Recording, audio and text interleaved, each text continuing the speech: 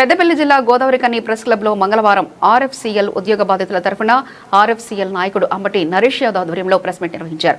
మొదటి దఫాగా సుమారు 100 మంది ఉద్యోగ బాధితులతో కలిసి ఆయన మీడియాతో మాట్లాడారు. ఆర్ఎఫ్సీలో ఉద్యోగాలు కల్పిస్తామని చెప్పి వందలాది మంది నిరుద్యోగుల నుంచి కోట్ల రూపాయలు వసూలు చేశారని ఆరోపించారు. అప్పటి నాయకుల నుంచి డబ్బులు తిరిగి ఇప్పించి బాధితులకు ఉద్యోగ భద్రత కల్పిస్తామని హామీ ఇచ్చిన రామగుండం ఎమ్మెల్యే రాజ్ ఠాకూర్ మక్కాన్ సింగ్ ఇప్పుడు ఎందుకు మౌనం వహిస్తున్నారని ప్రశ్నించారు. గత పాలకులతో కుమ్మక్కై బాధితుల డబ్బులతో కొనుగోలు చేసిన భూములను హైదరాబాద్ చెందిన పార్టీకి టీడీసీ లేఅవుట్ అనుమతులు ఇప్పించి కార్మికుల నోట్లో మట్టి కొట్టారని ఆరోపించారు. ఈ వ్యవహారంపై ఇప్పటికీ స్పందించకపోవడం బాధాకరమన్నారు.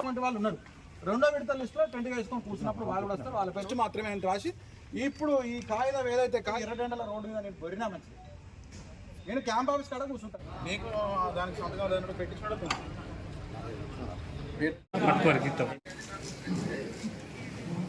ప్రెస్ క్లబ్లో ఉన్నా నేను మళ్ళీ చూసుకుంటలే పెట్టకపోతే నేను తీసి ఆయన అడుగుతుంది కానీ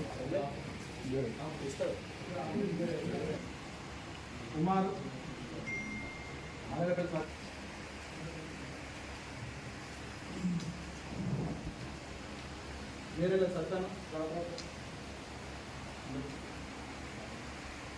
అయితే శ్రావణం జగ్గుల రాజ్కుమార్ మేక క్రాంతి రాకేష్ సత్యనారాయణ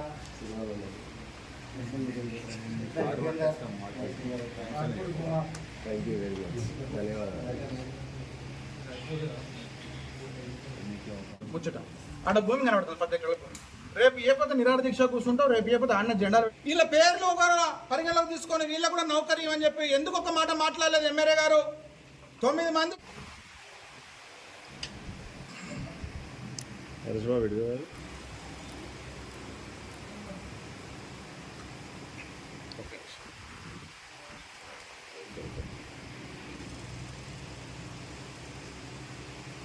ఆర్ఎఫ్సీఎల్లో ఆర్ఎఫ్సీఎల్ బాధితులకు న్యాయం వెంటనే జరగాలి. ఆర్ఎఫ్సీఎల్ బాధితులకు న్యాయం వెంటనే జరగాలి. Justice we want justice we want justice. RFCL కార్మికులకు న్యాయం వెంటనే. కేసులు మా మీద కావాలి. ఇప్పుడు ఎమ్మెల్యే మా మీద పెట్టిన ప్రశ్న చెప్పినాం. ఎమ్మెల్యే గారు మా మీద కేసులు పెట్టిన దానికే ఉంది. పోలీసు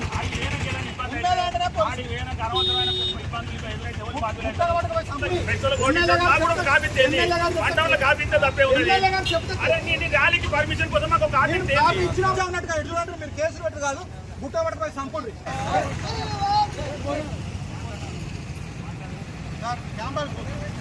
ఎమ్మెల్యే గారికి బాధితులు లేనప్పుడు అక్కడ ఎవరుంటే వాళ్ళకి ఎవరు ఆయన ఉన్నప్పుడు ఆయన లేనప్పుడు కాదు మేము కూర్చుంటాం. వీళ్ళకు వాళ్ళ పైసలు వాళ్ళకి వెళ్ళి వాళ్ళ భూమి వాళ్ళకి ఇస్తుంది అంటే మాది దొంగ టీడీసీపీకి లేవడం పర్మిషన్ ఇచ్చింది ఆయన. ఎమ్మెల్యే గారికి బాధితులు కనబడతలేరట ఉన్నప్పుడు కాదు, ఆయన ఇప్పుడు రావాలి. దండి దూరమా ఏ పడుతున్నాడు ఢిల్లీ వెంట బొంబాయి వెంట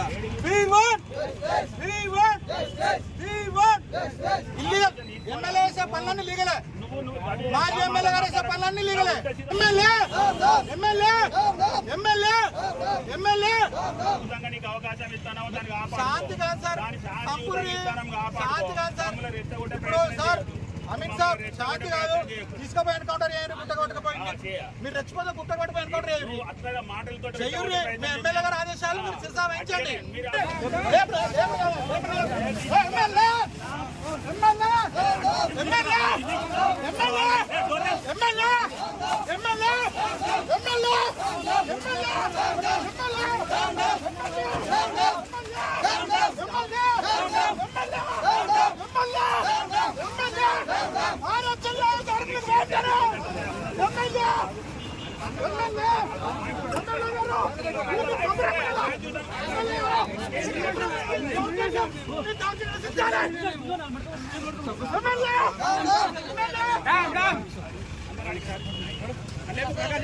ఎమ్మెల్యే గారు మీ పోలీసులు పెట్టించి క్యాంప్ హౌస్ క్యాంప్ హౌస్ చూస్తున్న ఎమ్మెల్యే గారు కానీ ఊరుకునేది లేదు. రేపు ప్రభుత్వం వచ్చిన తర్వాత దీనిపై సమగ్ర విచారణ జరిపిస్తాం. ఎవరెవరైతే మోసం చేసినా వాళ్ళ ఆస్తులు జప్తు చేస్తాం. ఆ నష్టపోయిన వారందరికీ కూడా ఖచ్చితంగా వారి డబ్బు వాళ్ళకి ఇప్పిస్తాం. ఇది మా మాట, మా ధ్యేయం కూడా. కాంగ్రెస్ పార్టీ అనౌన్స్ చేసిన అంతా కూడా ఎమ్మెల్యే సాక్షాత్తు ఎమ్మెల్యే గారే కార్మికుల యొక్క ఆశలను వాళ్ళ నమ్మకాన్ని ఇవాళ తాకట్టు పెట్టి ఏదైతే ఆస్తులు జప్తు చేసి కార్మికులకు న్యాయం చేస్తా అన్నారు. అయ్యా మీరు న్యాయం చేస్తా అన్నారు కదని చెప్పి మా వాళ్ళు కొద్దిమంది పోయి అడిగితే బాధితులు లేరు, బాధితులను పట్టుకొని వస్తే మేము న్యాయం చేస్తాను మాట మాట్లాడినారు. మేము గత నెలలో ప్రెస్ మీట్ పెట్టి అయ్యా బాధితులకు ఇంతమంది ఉన్నారు, ఇది కథ న్యాయం చేయండి అంటే నిమ్మకు నీరెత్తిన విధంగా ఉండి గత పాలకులతోటి కుమ్మక్కయ్యి ఇవాళ హైదరాబాద్ పార్టీకి భూమినంతా దారాదత్తం చేసి కార్మికుల నోట్లో మట్టి కొట్టడానికి మీరు ఇలా తెరలేపినరు. ఆర్హెచ్ఎల్ గేట్ కాడికి వచ్చి మీరు వీధి నాటకాలకు తెరలేపినటువంటి ఎమ్మెల్యే గారు సురభి నాటకాలు చేసిండ్రు. ఇవాళ మంత్రి గారు, గౌరవ మంత్రి గారు, ఎమ్మెల్యే గారు, గౌరవ మేయర్ గారు, డిప్యూటీ మేయర్ గారు, కార్పొరేటర్లు, సర్పంచులు ఇవందరూ కాకుండా కొంతమంది పొట్టగంజి కైకిలు గాళ్ళు పెట్టుకొని ఇవాళ ఆర్ఎఫ్సిఎల్ కాడ గేట్ కాడికి వచ్చి నేను ఆ రోజు ఇచ్చినటువంటి మాట నేను నిర్వర్తించుకుంటా, ఆర్ఎఫ్సిఎల్ బాధితులందరికీ కూడా న్యాయం చేస్తాను ఒక్క మాట కూడా మీరు మాట్లాడలేకపోయినరే. ఇవాళ ఇదే బాధితులందరూ ప్రెస్ క్లబ్ సాక్షిగా మీ దగ్గరికి వస్తున్నాం, మేము క్యాంప్ ఆఫీస్కి వస్తున్నాం, ఎట్లట్లా బాధితులు లేరని అంటారు, ఎట్లట్లా మీరు నిందితులతో కుమ్మక్క అవుతారు, ఎట్లట్లా మీరు వీళ్ళ నోట్లో మట్టి కొడతారు, వీళ్ళు అడిగేటోడు లేడని చెప్పి, వీళ్ళ నిలవదిష్టోడు లేడని చెప్పి ఇష్టం ఉన్నట్టుగా పట్టపాటులు రాజకీయ వ్యభిచారం చేస్తామనంటే ఇక్కడ చూడ్డానికి మాత్రం మేము కూడా కార్మికుని బిడ్డలమే, మేము కూడా ఇదే మట్టి మీద పెరిగినటువంటి వాళ్ళము, మేము కూడా ఎదిరించి నిలబడ్డటువంటి వాళ్ళమే. ఎవరైతే నాశనం చేద్దామని కార్మికులను కుట్రలు మన్నినరో ఆ కార్మికుల వాళ్ళను బొందబెట్టినటువంటి నేల చరిత్ర కలిగిన నేలలో మీకు ఇవాళ బాధితుల లిస్టు ఇక మొదటి విడత లిస్టుగా మొదటి విడత 100 మందితోటి మొదటి విడత లిస్టు, ఇందులో రెండో విడత కూడా ఉన్నది. రెండో విడత కూడా సుమారుగా తక్కువ మంది రాని, ఒక 100 మంది రానంటే 100 మంది బాధితులు వచ్చిండ్రు. ఈ బాధితులందరికీ కూడా న్యాయం చేయాల్సిన అవసరం ఉన్నది. మీ మాటే, మీ హామీయే. ఇవాళ మీరెందుకు మీ హామీని మీ మాటను దొంగలకు మీరు అమ్ముతున్నారని చెప్పి మిమ్మల్ని గట్టిగా డిమాండ్ చేస్తూ ఉన్నాం.